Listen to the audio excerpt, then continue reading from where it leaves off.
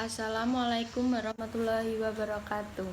Perkenalkan, kami kelompok 12 dari jurusan Manajemen Informatika Fakultas Ilmu Komputer Universitas Amikom Yogyakarta. Kami akan mempresentasikan hasil kerja kami yang berjudul Pancasila dan Budaya Korupsi. Sebelum saya mempresentasikan hasil kerja kami, saya akan memperkenalkan anggota kelompok. Perkenalkan, nama saya Hendri Kurniawan dari kelompok 12 dengan nomor induk mahasiswa 21020629. Perkenalkan, nama saya Juliet Fani Priscilla Ternate dengan NIM 21020634. Perkenalkan, saya Mita Erwinda Umi Kusuma dengan NIM 21020665. Pancasila merupakan rumusan dan pedoman kehidupan berbangsa dan bernegara bagi seluruh rakyat Indonesia.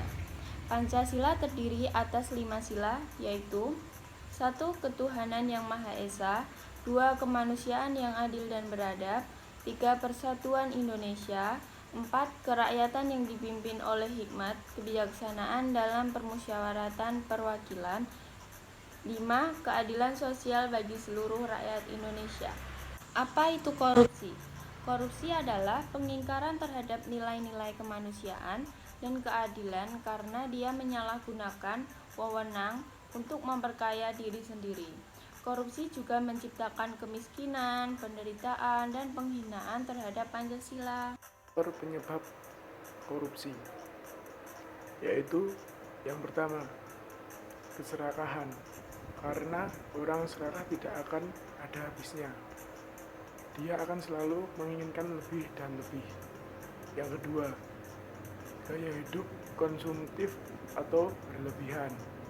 Yang ketiga, penegakan hukum yang tidak dikonsisten. Dan keempat, moral yang kurang kuat. Kerugian negara akibat korupsi. Tindakan korupsi merupakan tindakan yang sangat merugikan negara.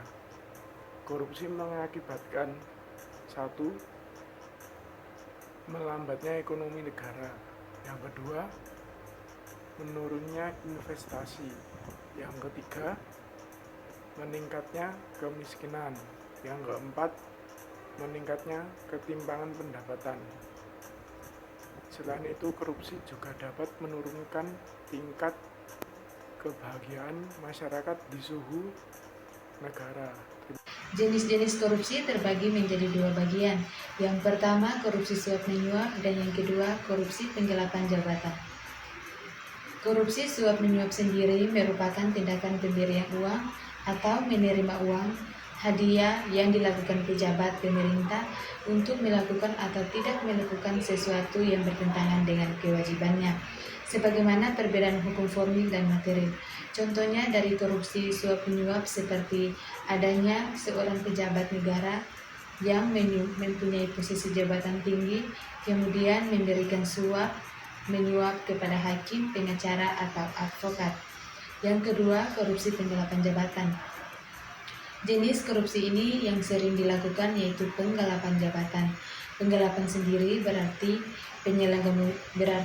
perbuatan yang melawan hukum sebagai bentuk penyalahgunaan jabatan, dengan contoh pegawai